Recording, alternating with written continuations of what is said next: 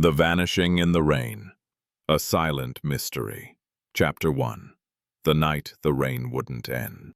The rain had been falling for 6 straight hours, cold, relentless, and unnervingly heavy, as though the sky itself had cracked open above Harrowdale.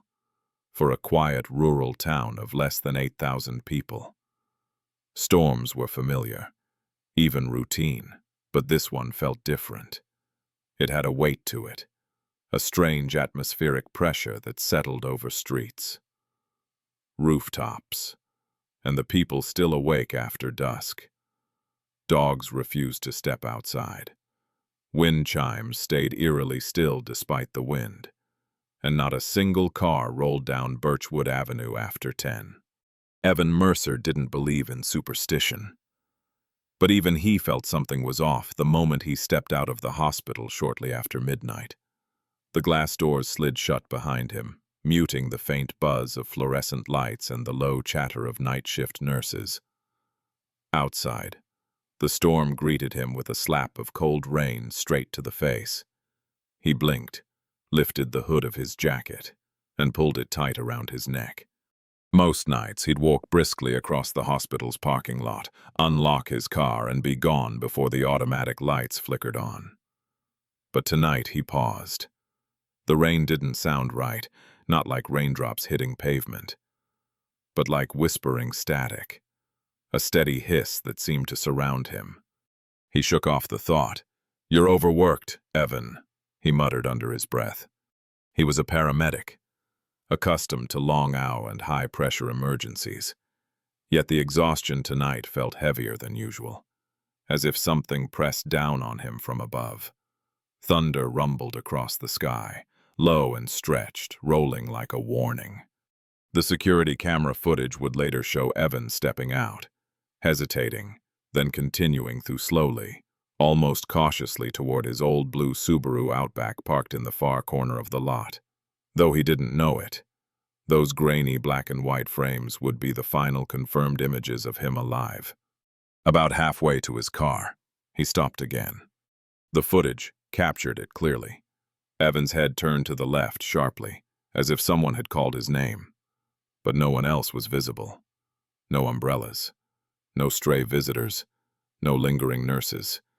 Just an empty lot, drowning in rain.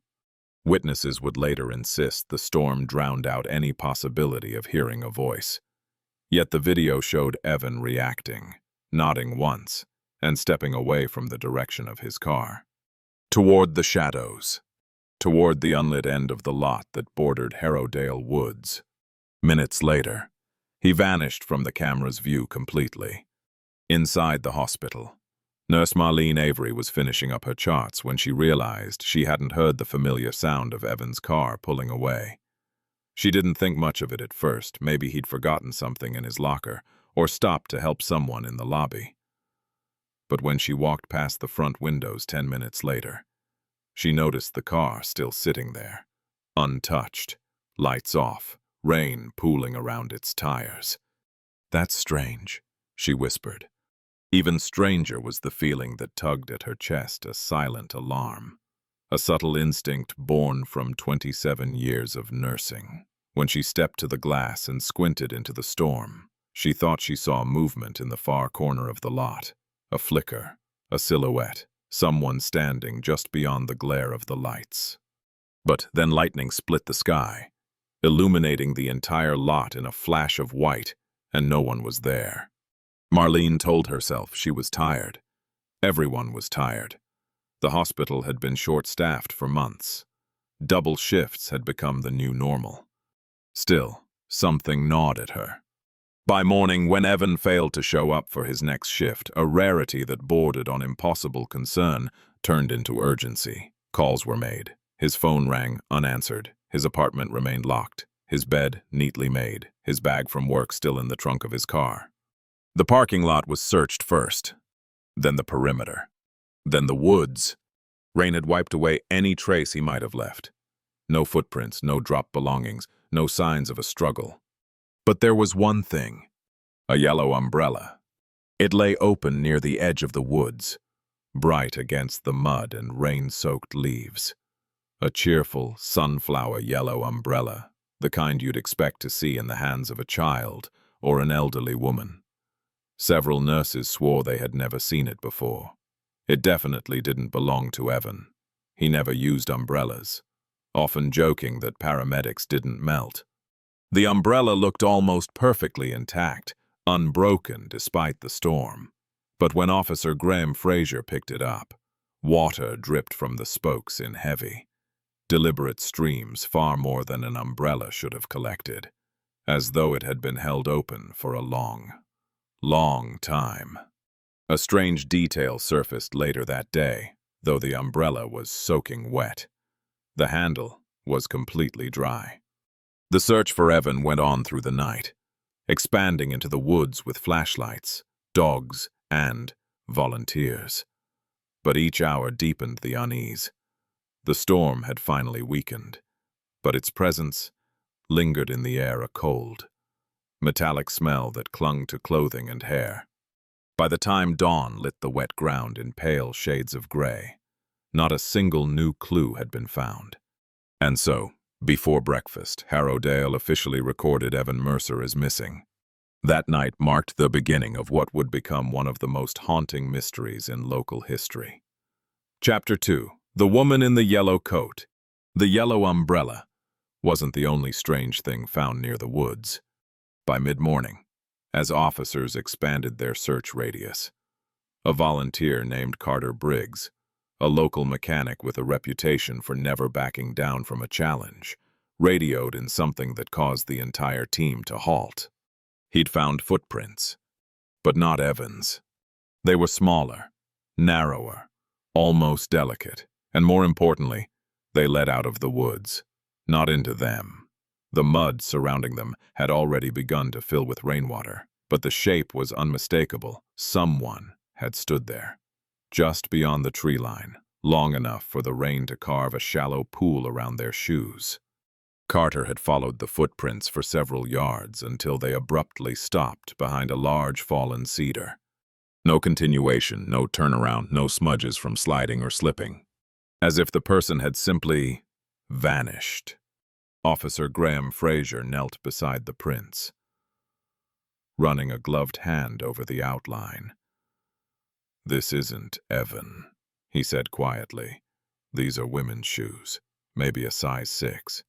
Marlene Avery overheard as she stood just outside the tape, the moment she heard women's shoes.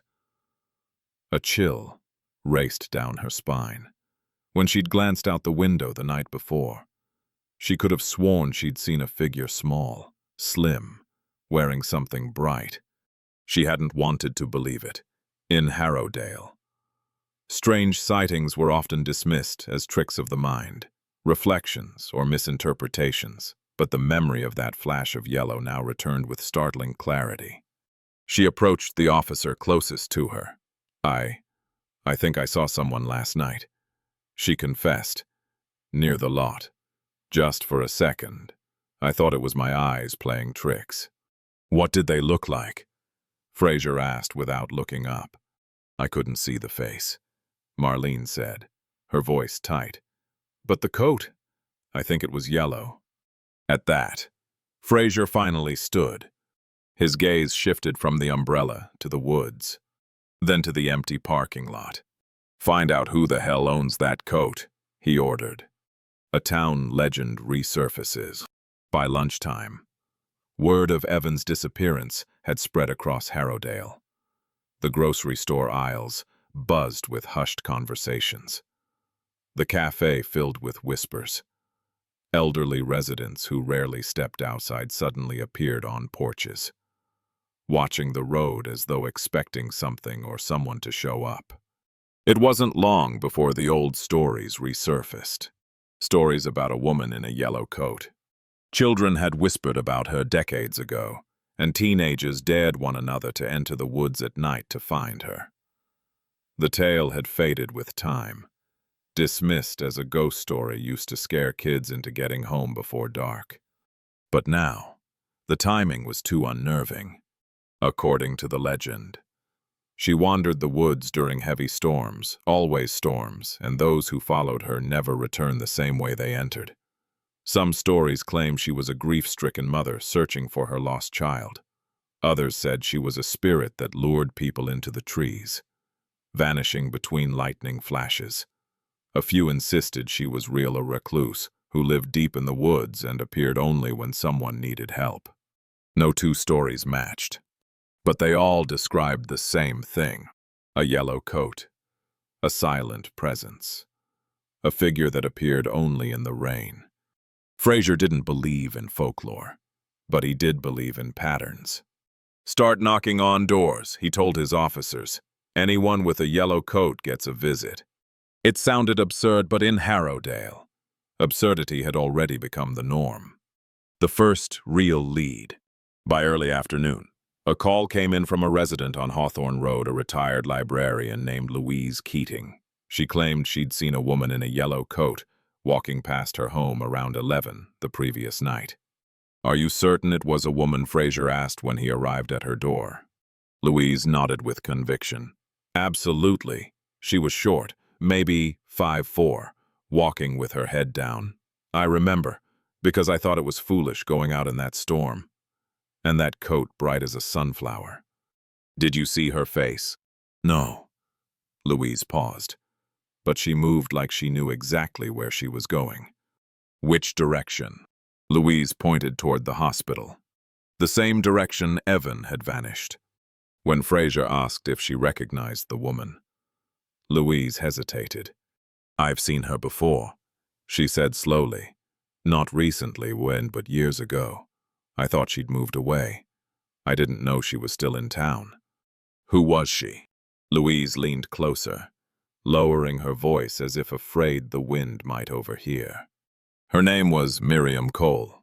The name meant nothing to the officers, but Marlene, who had followed shortly after, felt her breath catch. Miriam Cole. A patient. One who had died 3 years earlier. A coat without a body. The revelation spread through the search team like electricity. Names were cross-checked, records were. Chapter 3. The Unmarked Room. The hospital always felt different at night, quieter, slower, as if the walls themselves were holding their breath. But on the evening following Evan Mercer's disappearance, Harrowdale General felt heavier than usual, like something unseen was pressing down on every hallway and room. Nurse Marlene Avery had been working double shifts, driven by equal parts guilt and dread. The memory of that yellow flash, something she had dismissed in the moment, now clung to her thoughts like a stain that wouldn't wash out. And worse, everyone she passed in the corridors seemed to wear the same strained expression. Storm or no storm, a boy was missing.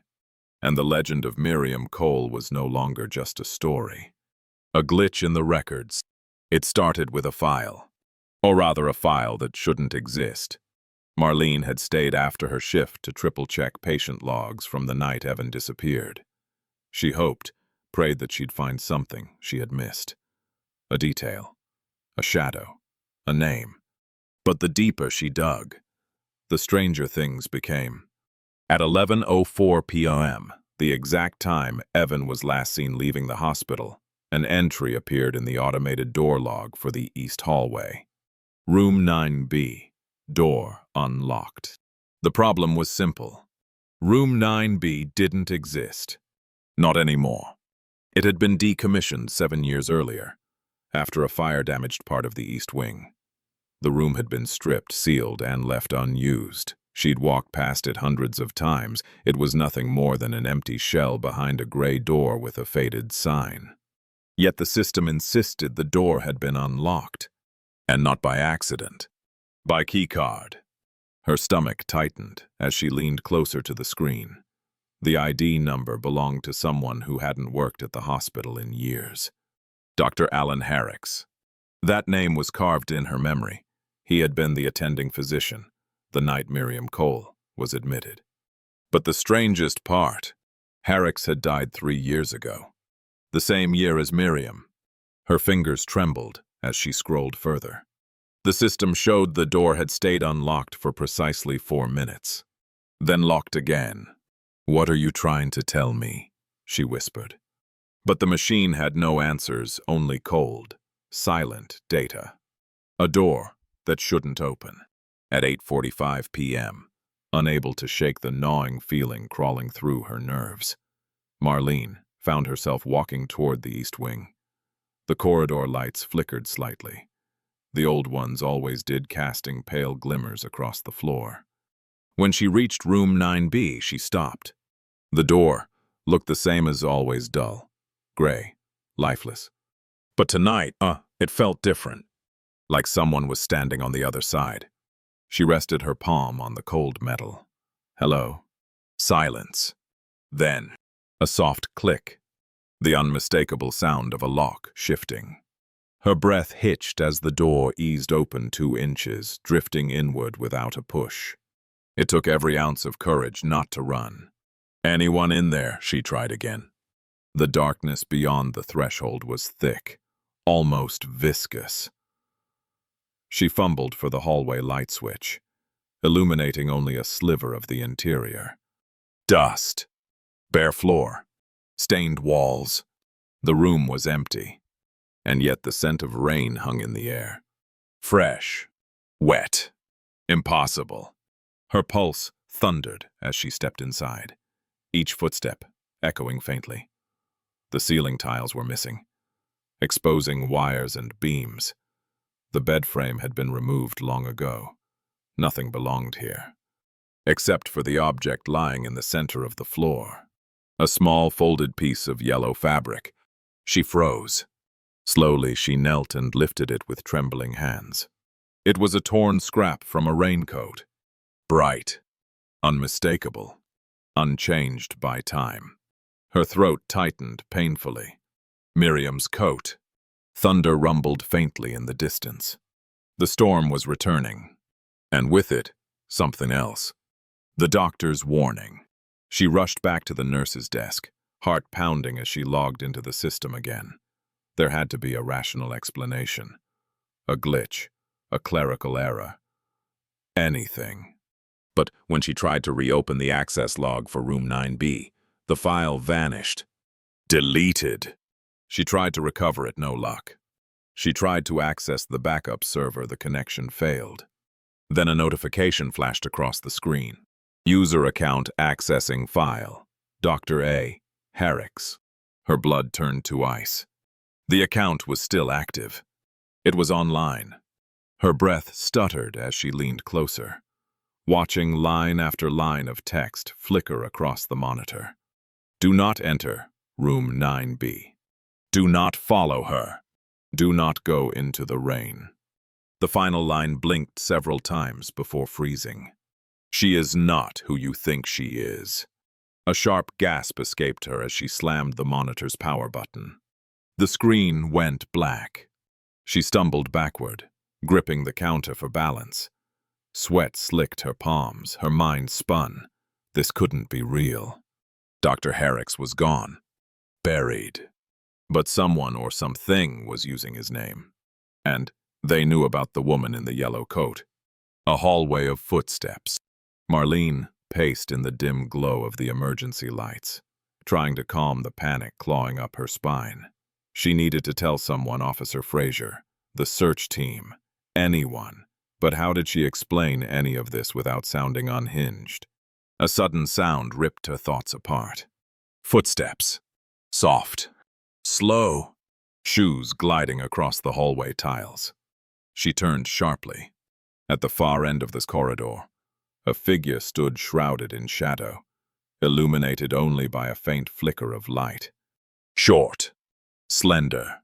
Still, a yellow coat dripping water onto the floor. Marlene's heartbeat cracked into a sprint. Hello, she whispered. The figure didn't move, didn't breathe, didn't blink. The air temperature dropped sharply, so cold the hairs on her arms stood on end.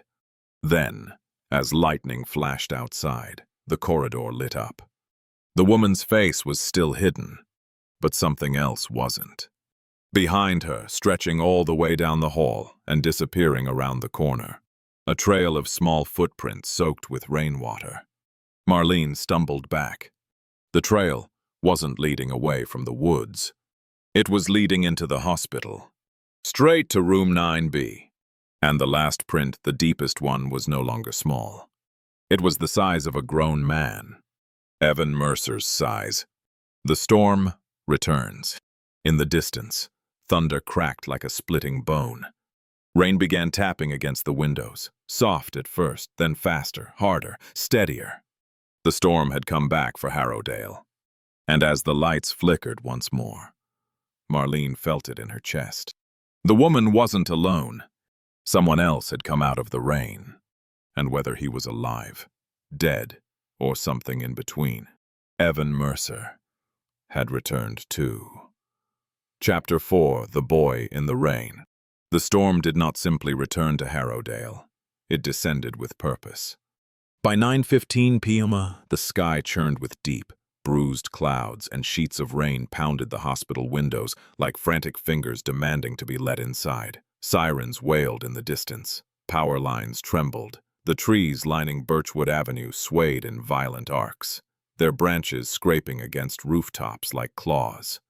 Inside Harrowdale General, Nurse Marlene Avery stood frozen in the East Wing corridor, her back pressed against the wall, her breath shallow and trembling. The yellow-coated figure had vanished. No footsteps, no door opening, no trace. Only the wet footprints remained leading straight to room 9B.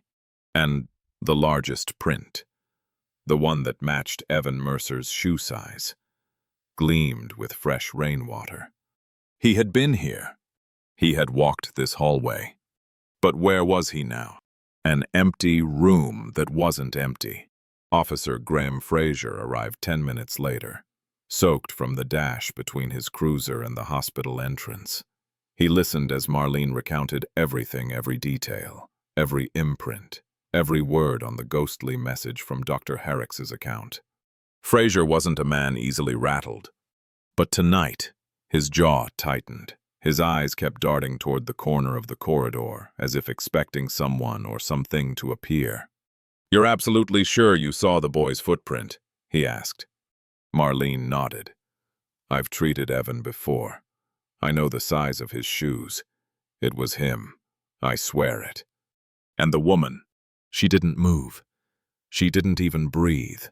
It was like... Marlene swallowed hard, like she wasn't really there.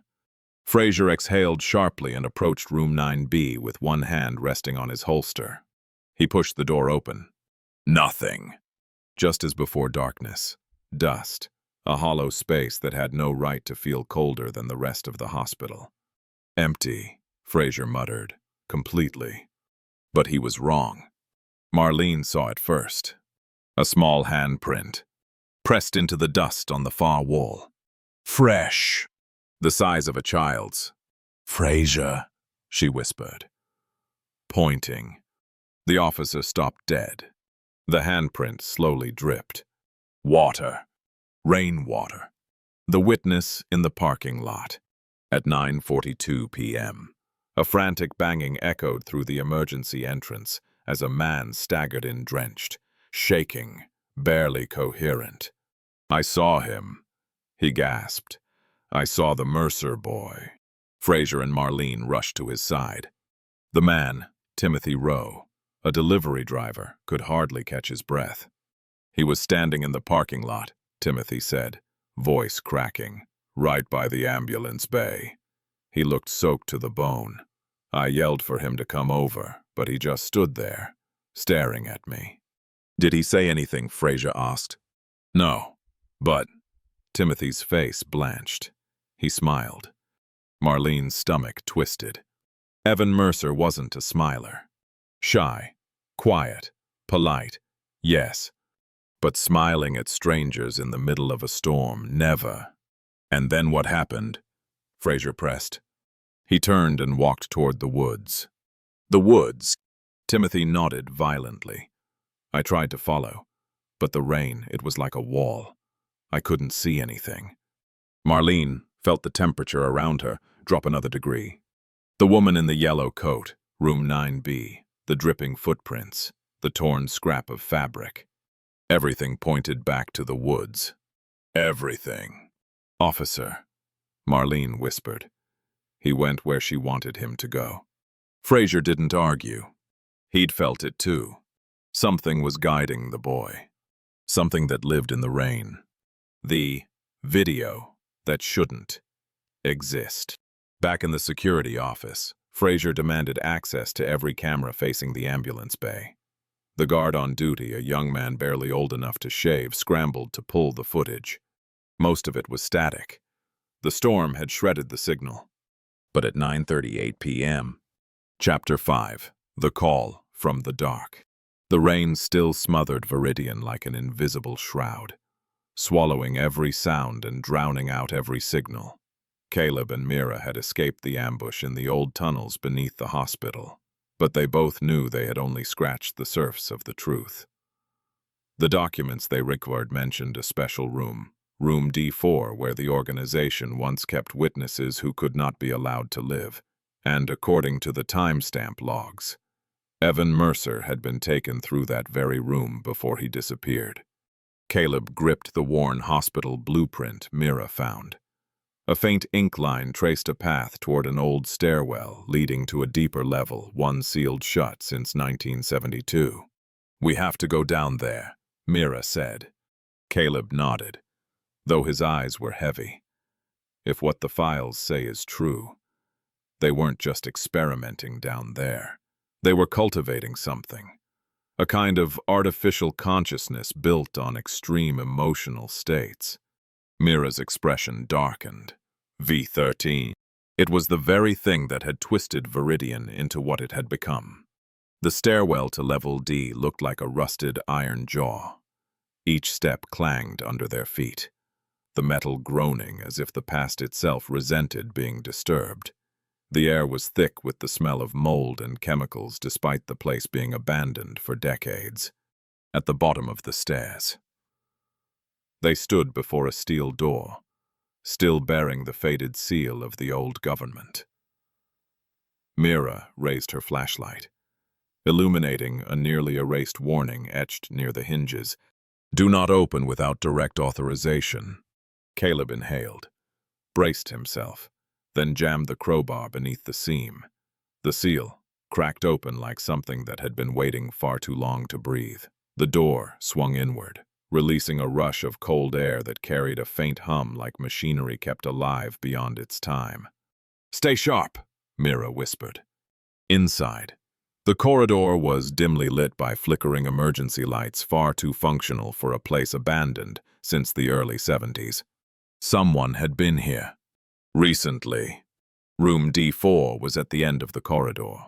Its thick observation glass bore a long, jagged fissure, as if a claw had raked across it. Inside were old containment tanks, dangling wires, and machines so ancient they should have been dead, but some still thrummed, weak but alive. Caleb approached a dusty control panel and wiped it clean. The screen was black. Then, without warning, it flickered on. A red line of text appeared. V13 Protocol, Active Monitoring. Below it, a blurry image began to sharpen. It was Evan. But the boy's face was wrong. His eyes were too bright, reflecting a light that wasn't anywhere in the room. No way," Mira whispered. Caleb felt his throat tighten. They didn't just hold him here. They plugged him into the system. Suddenly, the overhead speaker crackled a grinding burst of static that melted into a faint whisper. "Caleb!" Caleb staggered back, pulse hammering. "You heard that?" Mira nodded, her face pale. The whisper came again, clearer this time. "Caleb, don't leave!" It wasn't Evan's voice. It wasn't a human voice at all. It was something trying to sound human. "There's someone in the next room," Mira said, her voice trembling yet steady. "I saw a shadow." Caleb squinted through the fractured observation glass. A figure stood inside, tall, thin, perfectly still. The flickering light stretched its shadow across the floor, twisting like something alive. The figure did not move, did not breathe. did not blink. Caleb lifted his flashlight and aimed it at the glass. For a split second, the beam illuminated the face inside. Hoyt! Except Hoyt was back in town, and the thing behind the glass had eyes as black as bottomless pits. Mira stepped back immediately. That's not him. That's not even human. The figure slowly raised its head. Its lips moved. Turn back! And then every light in Level D died at once. Caleb grabbed Mira's hand. Run! They sprinted down the corridor, the beam of their flashlight bouncing wildly. Behind them, footsteps began to echo slow but deliberate, as though savoring their fear. They reached the stairwell, just as a violent crash erupted from room D4. The metallic roar shook the whole corridor. "It's breaking out!" Mira shouted. Caleb didn't dare look back. They bolted up the stairs, each breath burning. A frigid gust trailed behind them, close enough for Caleb to feel it on his neck. They burst out of the stairwell as Caleb slammed the heavy door shut. He twisted the lock hard. From below came a thunderous pounding. Thud, thud, thud. Then silence. Caleb leaned against the wall, chest heaving. "We have to leave Viridian. Tonight." Mira looked at him, her eyes reflecting the terrifying truth they both understood. If D4 had awakened, what came next wouldn't just consume Viridian. It would spread. They left the hospital, stepping into the thick blanket of fog. Above the rooftops, a sudden burst of orange light flashed in the southern sky like something enormous had just powered on. Caleb tightened the strap of his bag. "It's time," he said. Mira nodded. Together, they walked into the fog, heading straight toward the center of town, toward the place where the final chapter was waiting for them. Chapter 6. The final choice. Light beyond the fog. Caleb ran across the cold, damp hillside, where the skeletal branches of the trees twisted together like hands trying to hold back anyone who dared approach the truth. The smell of wet soil, old blood, and rotting moss clung to his skin like a warning. In his hands he carried the briefcase salvaged from the abandoned hospital, the final piece of evidence proving that Viridian had been manipulated by a hidden force for decades. Behind him, heavy but steady footsteps grew closer. It was Hoyt, even injured, even after discovering he had been nothing more than a pawn in a much larger game. Hoyt was still being forced to pursue Caleb, not out of loyalty, but because he knew that if Caleb escaped, the truth would be exposed and the lives of everyone in town would be pulled into the storm. Caleb tightened his grip on the case, sweat mixing with rain trickling down his neck. "I have to end this here," he told himself. He already had enough evidence. All he needed was to reach the road beyond the hill and transmit the data. The entire system behind Viridian would collapse. But the fog around him thickened purposefully, almost intelligently, as if this place wanted to swallow anyone who sought the truth. Bursting out from a cluster of trees, Caleb stopped. Before him stood an ancient stone circle, its upright pillars enclosing a shallow pool. The water's surface was unnaturally smooth, reflecting a distorted sky churning with clouds. He had seen this place in old photographs, the site of the secret experiments the town had always denied. Caleb opened the case and pulled out the files, handwritten notes, images, biological analyses. Every page pointed to the same source, Project V13. A cold realization crept over him. The project had never been cancelled. It had simply been buried, passed into the hands of a clandestine group operating beneath Viridian. "You shouldn't have seen any of that." Hoyt's voice came from behind. Caleb turned to see Hoyt emerging from the fog, gun down at his side, his face torn by conflict. "They forced you to do this?" Caleb asked. Hoyt swallowed hard. "I thought I was protecting the town. Turns out, I was protecting the people who turned Viridian into a living test site." Then help me bring it to light, Caleb said, calm but firm. Hoyt closed his eyes for a brief moment. When he opened them, they carried a final, irreversible decision. Go, he said. I'll hold them off. Engines roared in the distance. Black vehicles approached operatives from the organization. They were arriving faster than Caleb expected. Hoyt pivoted, positioning himself between Caleb and the incoming vehicles. He raised his gun, breathing hard as if fighting his own fear. You'll die, Caleb warned. Better once than living the rest of my life in lies, Hoyt said with a broken smile. Go. I want at least one thing in my life to end the right way. Caleb had no choice. He sprinted across the stone circle, disappearing into the dense pine trees. Behind him, gunfire erupted. A roar, then silence. Caleb clenched his teeth. He wanted to turn back, but deep down he knew if he did, everything Hoyt sacrificed would be for nothing. The hill sloped downward, revealing a dirt path that led toward the highway. An old storage barn sat beside the road, a final checkpoint before the outside world would finally see the truth. Caleb stepped inside. It was dark, lit only by thin slivers of light bleeding through the wooden gaps. He powered up the tablet and prepared to upload the files. 79%, 82%. A flashlight beam sliced across the room behind him. Caleb turned. A tall, thin man in a long coat stepped forward. His face was blank, emotionless. He needed no introduction. Caleb knew immediately this was the man behind everything. You've tried very hard, the man said lightly, as if praising a diligent student. But truth is always defined by whoever is strong enough to keep it. Caleb gripped the tablet tighter, stepping back. 89%. I don't need strength, Caleb said. Only resolve. The man drew his gun. A gunshot shattered the silence.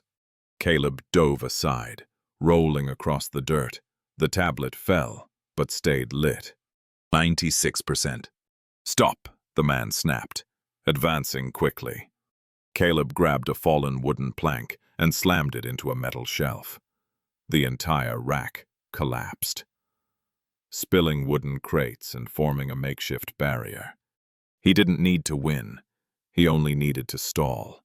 100%. The transmission completed. Caleb exhaled just for a moment. But the man vaulted over the debris, gun aimed directly at him. It's over, he said. A horn blared, deafening, followed by blinding headlights flooding the barn. A truck crashed through the main doors, splintering the wood. The driver jumped out. It was Mira. Caleb, blinded, the leader fired, missing. Caleb seized the moment, lunging forward and knocking him to the ground. His gun skidded across the floor. Mira rushed to Caleb's side, helping him up. Did you send it? She asked, breathless. All of it, Caleb said. Outside, the sound of helicopter blades thundered overhead. Not the organization's. Federal.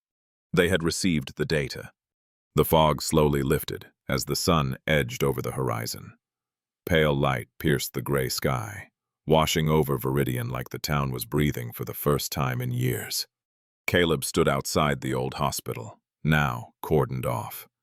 Investigation teams scattered around, uncovering secrets, long-buried shadows finally being dragged into daylight.